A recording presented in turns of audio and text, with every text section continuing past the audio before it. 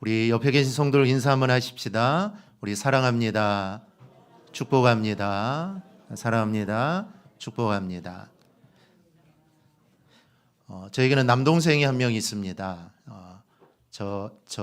저보다 2살 아래인데 저하고 성격이 정반대입니다. 저는 좀 차분한데 얼마나 까불인지 어렸을 때 정말 많이 싸웠는데 수원에 삽니다. 수원이야 멀어봤자 1시간이면 갈 수 있는데 그래도 1년에 한 2번밖에 만나지 못합니다. 명절 때, 또 명절에는 또 처갓집 가니까 명절 지나고 아니면 명절 전에 약간 토요일 날 가서 이렇게 함께 식사하고 그 정도 1년에 한 2번 정도 만납니다. 근데 우리 옆에 있는 성도들은 일주일에 한 번씩, 어떤 분들은 매일매일 새벽마다 또 매일매일 만나는 분들도 있습니다. 그러니까 사실 얼마나 가까운 사이입니까? 친척보다, 형제 자매보다 사실은 더 가까운 사이입니다. 그리고 이 만남은 이 땅에서 끝나는 것이 아니라 죽어서 또 하늘나라에까지 가서 정말 지겹도록 하늘나라에 가서도 또 서로 보고 할 사이가 우리 성도들 간의 사이입니다. 그러니까 우리 서로 사랑하고 그리고 또 서로 이해해주고 또 격려해주면서 좋은 이런 공동체를 꼭 만들어 갈 수 있기를 바랍니다. 오늘 말씀에도 나오지만 서로 이해하고 서로 사랑해주고 서로 격려해주고 서로 함께하고 서로 기쁘고 감사하는 곳, 바로 그곳이 하나님의 나라, 바로 이 천국입니다. 그래서 오늘 말씀 우리가 천국에 대해 함께 좀 살펴볼 것인데 정말 우리의 마음이 또 우리의 가정이 우리의 교회가 이런 천국과 같은 그런 교회를 꼭 이루어가기를 먼저 주님의 이름으로 축복합니다. 이 어거스틴이 쓴 책 가운데 하나님의 도성이라는 책이 있습니다. 근데 어거스틴이 이 책을 쓰게 된 동기가 있습니다. 로마 제국은 380년 이 테오도시우스 황제가 이 기독교 외의 모든 종교, 모든 이교 신앙을 금지하는 칙령을 내리게 됩니다. 이 칙령의 내용은 이렇습니다. 누구도 무고한 동물을 죽여서 희생 제사를 드려서는 안 되며 다신교도들의 성소들에 접근해서도 안 된다. 그런 자는 하나님과 인간의 처벌을 받을 것이다. 누구든지 사람의 손으로 만든 형상들을 숭배하거나 우상을 경배한다면 종교 위반죄로 처벌받을 것이다. 그는 집과 땅을 몰수당할 것이다. 이 칙령으로 기독교는 로마의 국교가 됩니다. 이 콘스탄티누스 대제가 313년 이 밀라노 칙령을 통해 기독교를 공인하게 됩니다. 이제는 기독교를 믿어도 된다라는 것이죠. 즉 기독교에 자유를 주죠. 다른 종교를 믿어도 되고 기독교를 믿어도 되고 기독교가 신앙의 자유를 갖게 됩니다. 그렇게 된 지 67년 만에 로마의 국교로 기독교가 되게 된 것이죠. 이제 국교가 되었으니 기독교 외에는 이제는 믿을 수가 없는 것입니다. 즉 모든 사람은 기독교를 믿어야 되는 것이죠. 그 당시 기독교를 국교화할 수 있었던 이유가 있습니다. 이 콘스탄티누스 대제가 기독교를 공인할 때 로마의 기독교 인구는 약 10% 정도였습니다. 즉 10명에 1명은 기독교인이었던 것이죠. 그런데 이 국교로 선포될 당시 로마의 기독교 인구는 여러분 몇 퍼센트 정도 되었을까요? 저는 이제 한번 이야기 드렸는데 로마 인구의 약 80%가 기독교 인구였던 것이죠. 즉 10명 중에 8명은 예수를 믿는 겁니다. 하지만 여전히 핍박은 있었죠. 즉 핍박은 있었지만 이 박해를 통해 기독교는 아주 크게 성장을 하게 됩니다. 그러니 아예 모든 사람을 기독교 신자로 만들자라는 의견이 나왔고 이 테오도시우 황제는 이를 정치적으로 적극적으로 잘 받아들여서 기독교를 국교로 정한 것입니다. 사실 10명 중에 8명이 기독교인이니까 기독교를 국교로 정하는 거 사실 반대할 사람도 없는 것이죠. 그런데 이 결정은 당시 로마로서는 아주 혁명적인 사건입니다. 1000년 동안 다신교를 숭배했던 로마 제국이 이제 다신교를 버리고 유일신 신앙을 국가 이념으로 채택을 하게 된 것이죠. 기독교를 믿어도 되고 아니면 다른 모든 신들도 믿어도 된다라는 그런 나라에서 이제는 기독교, 즉 하나님만을 섬기는 나라로 나라가 바뀌게 되는 것입니다. 그리고 이 테오도시우스 황제는 이단에 대해 매우 강경한 태도를 취합니다. 이단 신봉자들에게서 교회 건물을 모두 다 몰수하고 이단 신봉자들은 공직 취임을 금지시킵니다.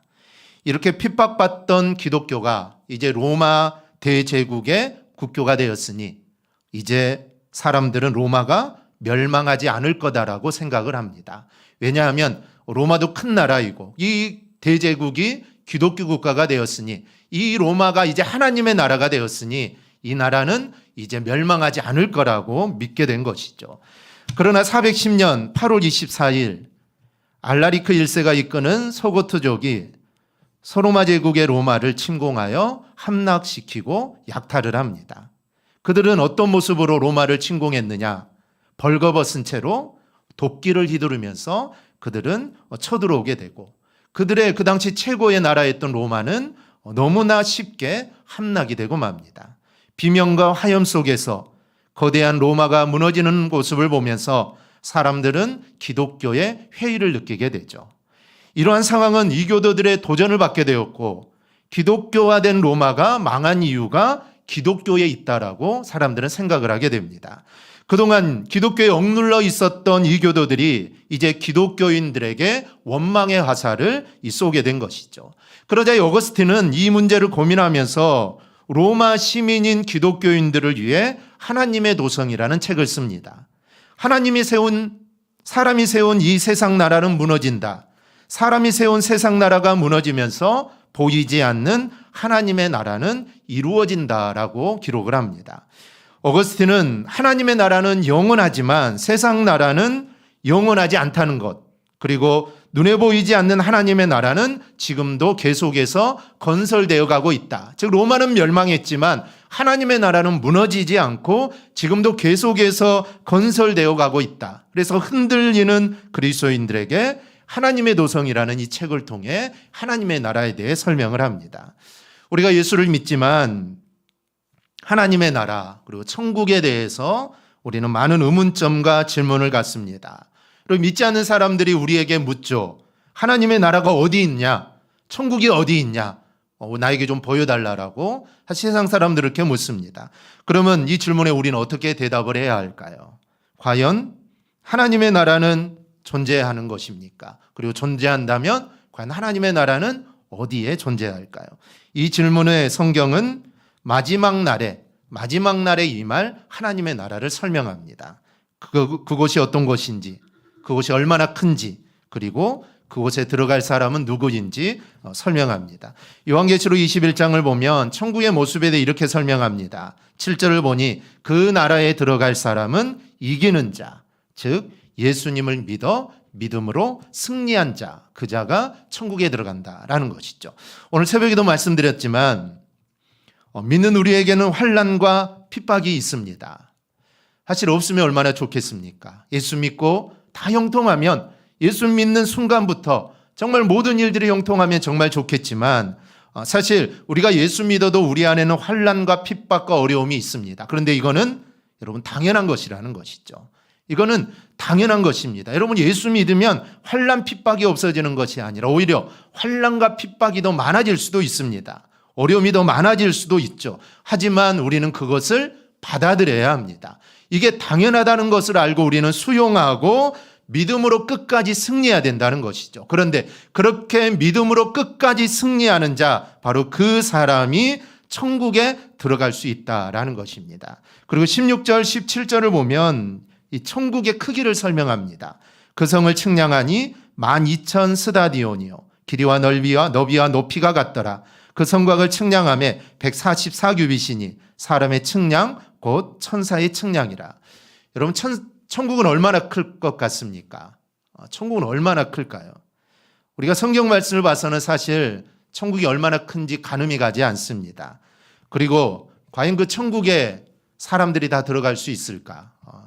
예수를 믿고 죽은 사람들도 있고 또 앞으로 예수 믿을 사람들도 많을 텐데 그 수많은 사람들이 과연 천국에 들어갈 수 있을까? 우리는 이렇게 생각하기도 합니다. 그런데 이를 수치화하면 이렇습니다. 이 천국은 요한계시록에 나온 천국은 정육면체입니다. 즉 길이와 너비와 높이가 똑같습니다. 그리고 가로 세로 높이가 각각 12,000 스타디온이라고 말을 합니다. 이 스타디온은 고대 그리스 로마 시대의 길이 단위입니다. 그래서 1스타디온은 오늘날의 미터법으로 환산하면 약 185에서 192m 정도 됩니다. 그러면 185m라고 환산한다면 12,000 곱하기 185는 얼마일까요?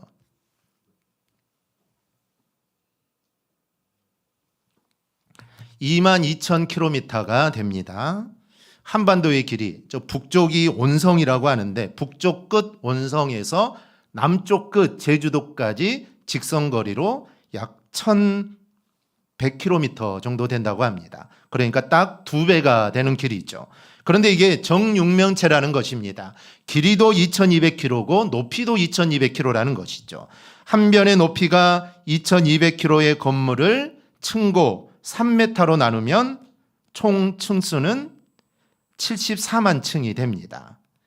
이를 거주 가능한 인원으로 한번 나눠보면 1인당 넓게 잡아서 1인당 약 30평, 한 사람이 30평에 거한다는 기준으로 한다면 여러분 몇 명 정도 들어갈 수 있을까요? 계산 안 되시죠? 37조 명이 들어갈 수 있습니다. 현재 인구 지구의 인구가 80억이니까 80억에 약 4,600배가 되는 그런 넓이입니다. 이 거대한 정육면체 건물의 각 층을 바닥의 평면으로 펼쳤을 때 지구 면적의 7,150배 정도 된다라고 이렇게 합니다. 사실 어마어마한 넓이죠. 앞으로 죽을 사람들, 앞으로 예수 믿고 죽을 사람들, 아니면 과거에 예수 믿다 죽은 사람들 모두 들어가도 한 사람당 30평씩 준다고 해도 그 방은 차고 너무나도 많이 남는 그런 공간입니다.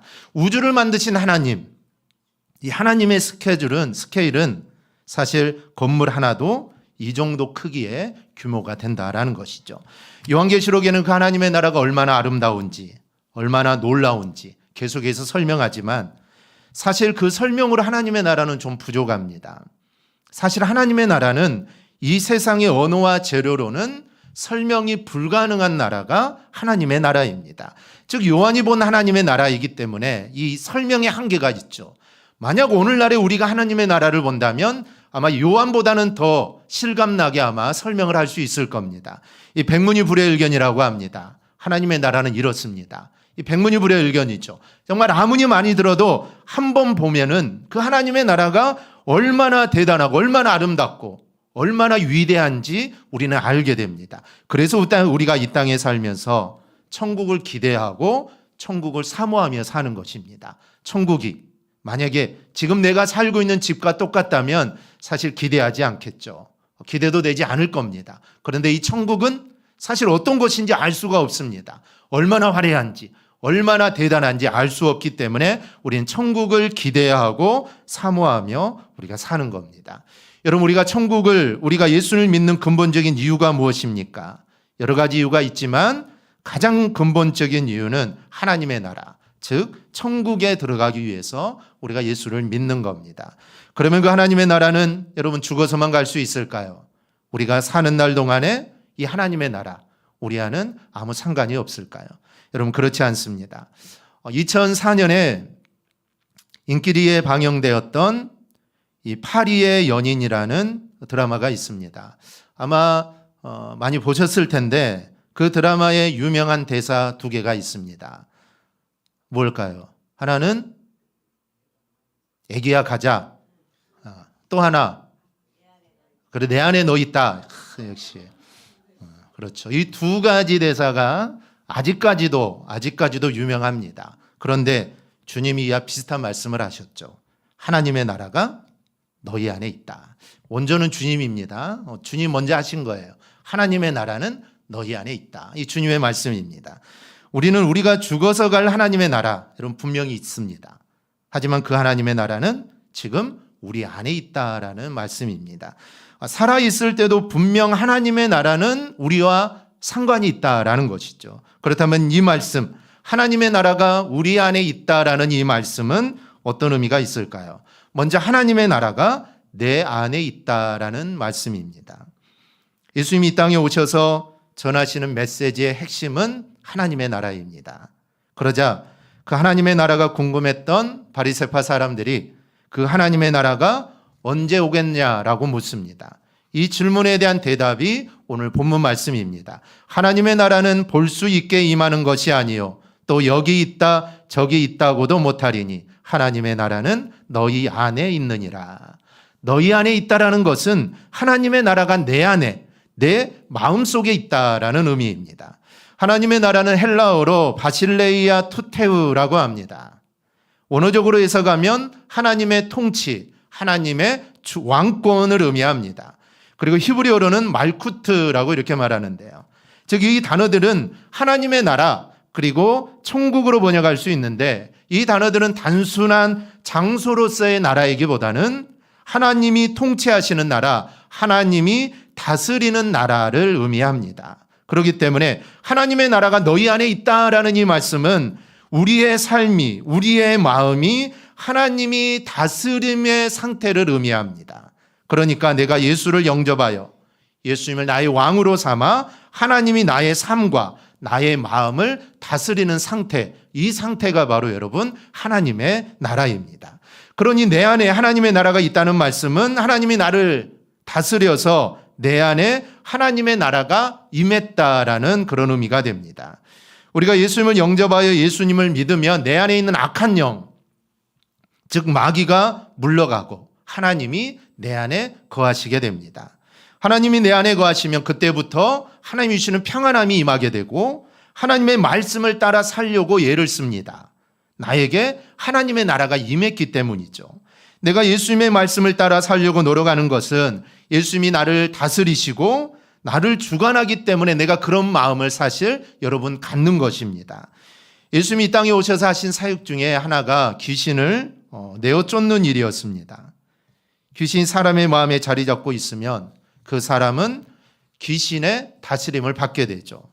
이 마가복음 3장 14절 15절을 보면 예수님이 12제자를 택하신 이유가 있습니다. 이에 12를 세우셨으니 이는 자기와 함께 있게 하시고 또 보내사 전도도 하며 귀신을 내쫓는 권능도 가지게 하려 하심이라. 귀신을 내쫓는 권능을 주셨다는 겁니다. 귀신을 내어 쫓으니 귀신의 나라가 변하여 하나님의 나라가 되는 겁니다. 이 하나님의 나라가 어떤 것인지, 여러분 천국이 어떤 곳인지 궁금하고 알려면 내 안에 하나님의 나라가 이루어지면 여러분 알게 됩니다. 하나님의 나를 구주로 삼아 내가 나를 다스리는 것이 아니라 하나님의 말씀을 따라 살아 하나님이 나를 다스리게 해야 합니다. 하나님께서 나를 다스리면 그때부터 나는 하나님의 나라의 백성이 되고 나에게 하나님의 나라가 바로 임한 것입니다. 이 하나님의 나라가 어떤 상태인지를 로마서 14장 17절은 이렇게 설명합니다. 우리 함께 보겠습니다. 하나님의 나라는 먹는 것과 마시는 것이 아니요 오직 성령 안에 있는 의와 평강과 희락이라. 아멘. 먹는 것, 마시는 것, 사실 인간의 가장 기본적인 것이고 반드시 있어야 합니다. 그런데 하나님의 나라는 이런 것이 아니라는 것이죠. 즉 하나님의 나라는 오직 성령 안에 있는 의와 평강과 희락이다라고 말씀합니다. 의와 평강과 희락, 이거는 눈에 보이는 것이 아닙니다. 그래서 이거는 영적인 것이죠. 즉 이 말씀은 하나님의 나라는 육적인 것이 아니라 영적인 것이다라는 말씀입니다. 그런데 성도들 중에는 이 하나님의 나라를 육적인 것으로 생각하는 성도가 있습니다. 오직 먹고 마시는 것에만 관심이 있습니다. 눈에 보이는 축복만을 바라는 사람입니다. 하나님을 믿음으로 좋은 학교에 지나가기를 기대합니다. 좋은 직장에 취직하기를 기대하고 더 많은 물질을 기대하고 높은 지위를 기대합니다. 그리고 그것이 이루어지는 곳에 하나님의 나라가 있다라고 믿고 있습니다. 이런 사람에게 있어서 하나님의 나라는 힘센 슈퍼맨이나 또 자기의 소원을 들어주는 램프의 요정에 사실 지나지 않습니다. 그러나 하나님은 여러분 그런 분이 아닙니다. 하나님은 인간에게 육적인 만족이나 채워주시는 분이 여러분 절대로 아닙니다. 물론 하나님은 인간에게 육적인 축복도 허락하십니다. 그러나 우리 하나님께서 자신이 사랑하는 백성에게 궁극적으로 주시고자 하시는 것은 영적인 것이고 그리고 영원한 것입니다. 그러니 그러한 축복이 주어지는 곳, 바로 그곳이 하나님의 나라가 되는 것입니다. 그래서 우리가 이 땅에 살면서 요즘 100세 시대이니 100세를 누리며 가까이 누리며 살지만 이 땅을 살면서 누리는 것, 사실 그런 것들이 참 중요하지만 사실 이 땅을 떠나고 나면은 이 땅에 내가 가지고 있는 것들은 사실 아무 소용이 없습니다. 건강도 아니 물질도 뭐 자녀도 명예나 권세도 사실 이 땅에 있을 때 필요하지 이 땅을 떠나면 사실 필요가 없는 것들이죠. 그래서 하나님은 그런 것들도 우리에게 허락해 주시지만 그런 것보다는 영원한 것, 즉 이 땅을 떠나서도 정말 영원토록 우리가 간직하고 우리가 가질 수 있는 것, 이런 것들을 하나님 우리에게 주시기를 원하신다는 것이죠. 그게 바로 우리를 사랑하시는 하나님의 진짜 마음입니다. 그런데 그런 것들이 이루어지는 곳, 바로 그곳이 하나님의 나라다라는 것이죠. 그리고 내 안에 하나님의 나라가 이루어지면 세상에서는 절대로 맛볼 수 없는 의와 평강과 기쁨이 나에게 임합니다. 이것은 사실 경험한 사람들만이 여러분 알 수 있습니다. 그렇다면 여러분은 이런 하나님의 나라를 여러분 경험해 보셨습니까? 이 두 가지 부류가 있습니다. 아직 경험해 보지 못한 사람입니다. 내가 예수를 믿었는데 내가 예수를 믿기 시작했는데 내 안에 하나님이 주시는 의와 평강과 기쁨이 없습니다. 이런 분들은 하나님의 나라가 내 안에 이루어지기 위해 예수님을 구주로 영접해야 합니다. 다른 부류는 구원받아 하나님의 나라가 임한 사람입니다. 이 본문에서 우리 안에 하나님의 나라가 있다라는 말씀은 하나님의 나라가 내 안에 있다라는 의미입니다. 그러니 우리는 내 안에 하나님의 나라가 지금 있는지 여러분 한번 살펴보시고 아직 하나님의 나라가 내 안에 이루어지지 않았다면 주님을 영접하여서 하나님이 주시는 의와 평강과 기쁨을 누리며 살아가기를 축복합니다. 두 번째로 우리들 가운데 하나님의 나라가 있다라는 말씀입니다. 내 안에 하나님의 나라가 임했습니다. 그래서 하나님의 은혜와 하나님이 주신 은혜와 기쁨과 또 축복을 누리며 살아갑니다. 근데 이런 사람들이 모입니다. 그러면 그곳에는 어떤 일들이 일어날까요? 그것이 교회면 그 교회에 하나님의 나라가 임하게 됩니다. 사도행전 2장 44절에서 46절입니다. 믿는 사람이 다 함께 있어 모든 물건을 서로 통용하고 또 재산과 소유를 팔아 각 사람의 필요를 따라 나눠주며 날마다 마음을 같이하여 성전에 모이기를 힘쓰고 집에서 떡을 떼며 기쁨과 순전한 마음으로 음식을 먹고. 오순절날 주님을 따르는 사람들에게 성령이 임합니다. 성령을 받은 이들이 나가서 전도하니까 전도를 받아 예수를 영접한 사람들에게도 성령이 임하게 되죠. 마귀가 물러가고 그 마음에 하나님의 나라가 이루어지게 됩니다. 하나님의 나라가 임한 사람들이 함께 모여 지내며 모든 것을 서로 나누어 쓰고 재산을 팔아 필요한 사람들에게 나누어 줍니다. 한 마음으로 날마다 성전에 모이기를 힘쓰고 집집마다 돌아가면서 성찬을 나누고 기쁨과 진실한 마음으로 함께 식사하고 교제를 나눕니다. 그래서 기쁨과 사랑과 평안이 충만합니다. 자기 주장을 하고 자기 이익을 구하는 사람이 한 명도 없습니다. 서로가 서로를 챙겨주고 도와주고 아껴주고 사랑합니다. 여러분 이곳이 어딜까요? 이곳이 바로 천국, 이곳이 바로 하나님의 나라입니다. 이 30년 전에 미랄이라는 아주 작은 회사가 있었습니다. 지금 있는지 없는지 잘 모르겠지만 그 회사는 월요일, 목요일 오전 9시에 출근하면 이 30분간 예배를 드립니다. 보통 예배를 드리는 회사는 30분 일찍 출근시켜 예배를 드리니 사실 직원들이 불만이 많을 수밖에 없습니다. 그런데 이 회사는 그렇지 않습니다. 이 당시 직원은 약 30명 정도였는데 이 사장님이 얼마나 헌신적인지 직원들의 복지, 직원들만 생각합니다.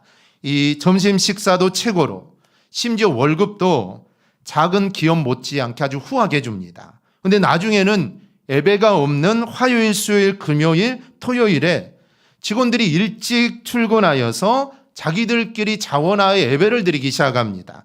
그러니까 여기가 교회인지 기도원인지 회사인지 이게 구분이 되지 않습니다. 그러니 교회 안 다니는 직원들도 나중에 신앙을 갖게 되고 다른 회사는 유행가 소리, 다툼 소리가 나는데 이 회사는 찬송 소리가 가득합니다. 직원들도 사장님의 마음을 알아 열심히 일을 합니다. 왜 이렇게 되었을까요? 마음에 하나님의 나라가 임한 사람들이 모이니 직장이 하나님의 나라가 여러분 된 것입니다.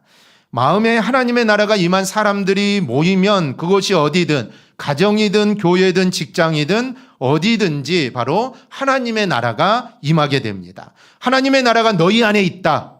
이 말씀은 내 안에, 내 마음 안에 있다라는 의미도 있지만 우리들 사이에 공동체 안에라는 뜻도 있습니다. 이 초대 예루살렘 교회 그리고 방금 말씀드린 이런 직장은 하나님의 나라가 그 안에 성도들 사이에 사람들 사이에 이루어진 것입니다. 그래서 그곳이 바로 천국이 된 것입니다. 전도를 받아 예수를 믿고 예수님을 따르면 그 마음 안에 하나님의 나라가 임하고 또 그들이 모인 곳에 하나님의 나라가 임합니다. 그 모임 안에 그 사람들 안에 하나님의 나라가 임하는 것이죠.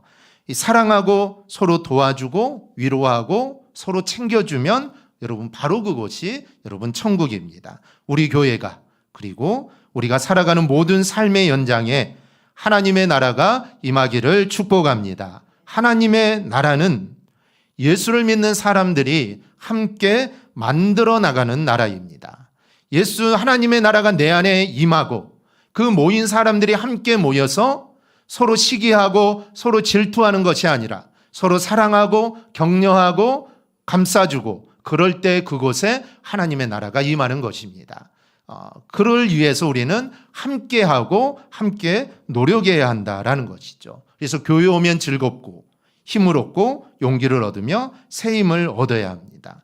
교회 왔더니 다투고 싸우고 그러면 절대로 안 됩니다. 오직 사랑만 가득한 교회 그리고 천국과 같은 교회를 우리 함께 만들어 나가기를 축복합니다. 세 번째로 우리는 우리 안에 하나님의 나라가 임하도록 내가 할 일을 해야 합니다. 오늘 말씀을 보면 바리새인들이 하나님의 나라가 어느 때 임합니까? 라고 묻자 예수님은 하나님의 나라는 볼 수 있게 임하는 것이 아니요 또 여기 있다 저기 있다고도 못하리니 하나님의 나라는 너희 안에 있다라고 말씀합니다. 하나님의 나라가 내 안에 그리고 우리 안에 우리 사이에 있다라는 이 말씀을 어떤 이상향을 보여주는 말씀이 아닙니다. 당연히 그렇게 되어야 하고 그런 하나님의 나라를 우리 모두 함께 경험하고 함께 누려야 한다라는 것이죠. 이 많은 사람들이 초대교회로 돌아가자라고 합니다. 여기서 초대교회는 예루살렘 교회를 말합니다. 우리가 이미 살펴보았지만 예루살렘 교회는 믿는 사람들이 모여 함께 지내며 모든 것을 서로 나누어 쓰고 재산과 물건을 팔아 각자의 필요에 따라 나누어 주는 교회입니다. 그리고 이들은 날마다 한 마음으로 성전에 모이기를 힘쓰고 집집마다 돌아가면서 성찬을 나누고 기쁨과 진실한 마음으로 함께 식사하고 함께 교제합니다. 그런데 여러분, 그런 교회는 그냥 만들어지는 게 아닙니다. 그런 교회가 그냥 세워지는 게 아니죠.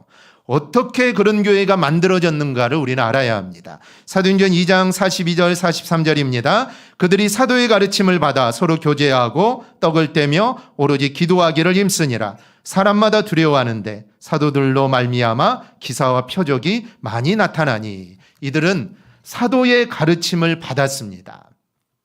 그리고 그들은 가르치는 대로 그들은 행했다라는 것이죠.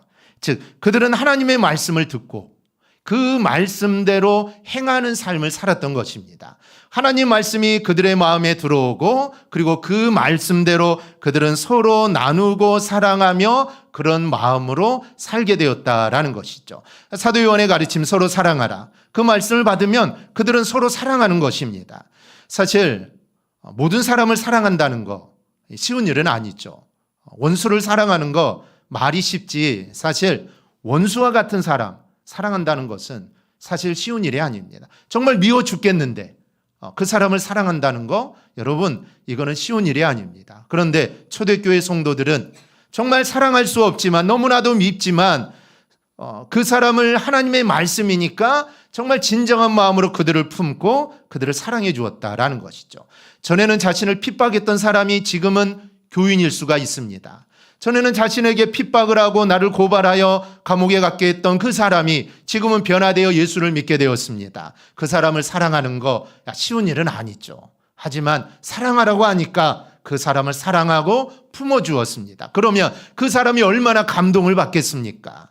내가 저 사람을 핍박하고 고발하여서 감옥에 갇히게 했는데 그 사람이 나를 이렇게 진심으로 사랑하니 그 사람 입장에서는 이게 얼마나 감사하고 얼마나 고마운 일입니까? 그러니 그 교회는 사실 하나가 될 수밖에 없는 것입니다. 나누어질 수가 없는 것이죠. 서로 사랑하며 서로 아껴주고 그러니 그 교회는 하나님의 나라, 이 천국이 될 수밖에 없었던 것입니다.